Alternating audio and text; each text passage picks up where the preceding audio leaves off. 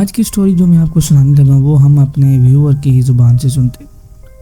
اپنے آخری سالوں کے دوران میرے دادا دادی کو اپنا گھر خالی کرنے اور ہمارے ساتھ رہنے پر مجبور کیا گیا، یعنی اس کے دادا اور دادی کو جہاں پر یہ اس کے پہلے چاچو کے ساتھ رہتے تھے ان کو تنگ کیا گیا تھا کہ وہ ان کے گھر سے نکل جائیں، اور اس کے اپنے پاپا کا ایک گھر تھا وہاں پر اس کے دادی دادا آ جاتے۔ دراصل اچانک ایک گاؤں میں رہنے والے میرے چچا اپنا سارا سامان اور اپنے خاندان کے ساتھ میرے دادا دادی کے گھر آئے۔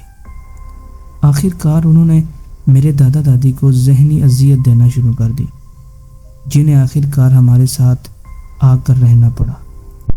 میرے جو پاپا تھے وہ اپنے دادی دادا کی ایسی دیکھ بھال کرتے تھے کہ جیسے کہ وہ چھوٹے سے بچے ہوں، جیسے کہ ان کے لگوٹ بدلنا یعنی ان کے کپڑے بدلنا، ان کو نہلانا، کھانا کھلانا۔ میری امی جو تھی وہ ان کے لیے کھانا پکاتی تھی اور میں اور میرے چھوٹے بہن بھائی ان کے کمرے کی صفائی کر دیا کرتے تھے۔ میرے دونوں دادا اور دادی ہم سے بہت زیادہ محبت کرتے تھے، ہم ان کی بہت زیادہ دیکھ بھال بھی کرتے تھے۔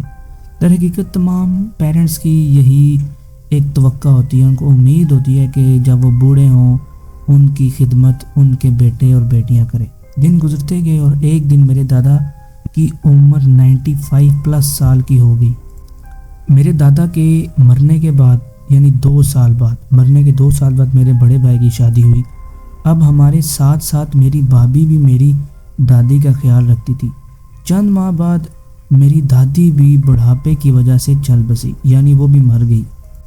میرے پاپا نے اپنے ماما پاپا کو کسی بھی چیز کی طرح یاد رکھتے تھے، جیسے کہ وہ کھو گئی اور وہ بہت ہی زیادہ ان کی یاد میں رویا کرتے تھے۔ شاید یہ اس کی خفیہ خواہش تھی کہ وہ ہماری زندگی میں واپس آئیں۔ کچھ سال بعد میرے بڑے بھائی اور بہنوئی کو جڑواں بچوں ایک لڑکی اور ایک لڑکا کی نعمت ملی، یعنی اس کے بھائی کے گھر 2 جڑواں بہن بھائی یعنی ٹوئنز ہوئے تھے۔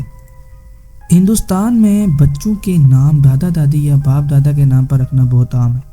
میری دادی کی یاد میں ہم نے اپنی دادی کے نام کے پہلے 3 حروف کو چن کر لڑکی کا نام رکھا۔ اب یہ سٹوری جو میں آپ کو سنا رہا ہوں یہ ہے تو بہت لمبی، لیکن اس کو میں نیریٹ کر کے بہت ہی شارٹ ورڈ میں ان کی مین تھیم جو ہے وہ میں آپ کو سنانے کی کوشش کر رہا ہوں۔ بچے خوشی سے بڑے اور حقیقت یہ ہے کہ وہ دونوں کبھی بھی میرے دادا دادی کے بارے میں کچھ نہیں جانتے تھے، کیونکہ ہم ان کے بارے میں زیادہ بات نہیں کرتے تھے۔ لیکن نہ جانے کیوں میری بھانجی اسی طرح بیٹھتی تھی جس طرح میری دادی فرش پر بیٹھتی تھی۔ میری دادی اپنی ننگی انگلیوں سے چیونٹیوں کو مارتی تھی اور میری بھانجی کو بھی یہ عادت تھی۔ اس طرح اسے میری دادی سے کچھ اور صفات وراثت میں ملی تھی۔ اہم واقعہ اس وقت پیش آیا جب بچے 5 سال کے تھے، اور اس وقت میرے جو پاپا تھے وہ پتہ نہیں کسی نامعلوم وجوہات کی وجہ سے بہت ہی زیادہ پریشان تھے اور وہ کھاتے پیتے بھی کم تھے۔ ہم سب نے اسے کھانے کی درخواست کی اور اصرار کیا، لیکن کوئی فائدہ نہیں ہوا۔ اچانک معجزانہ طور پر جو کہتا ہے کہ میری جو بھانجی ہے وہ میرے پاپا کے پاس آئی اور میری دادی کی طرح ہی الفاظ بولی، لیکن اپنی آواز میں۔ اس نے کہا، ارے اشوک کھاؤ۔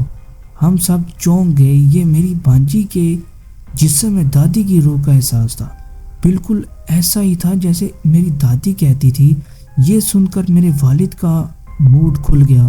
اس نے کہا کہ میری ماں میری دیکھ بھال کے لیے واپس آئی اور پھر اس نے خوشی سے کھانا کھایا۔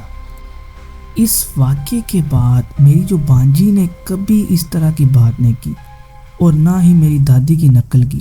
ابھی تک یقین نہیں ہے کہ میری بھانجی نے اپنے دادا کو ان کے نام کے ساتھ مخاطب کرتے ہوئے کچھ بات کرنے پر مجبور کیا۔ ہندوستان میں احترام کے ساتھ نوجوان کبھی بھی بزرگوں کو ان کے نام سے نہیں مخاطب کرتا ہے۔ وہ میرے والد کو ہمیشہ بابا کہہ کر مخاطب کرتی تھی۔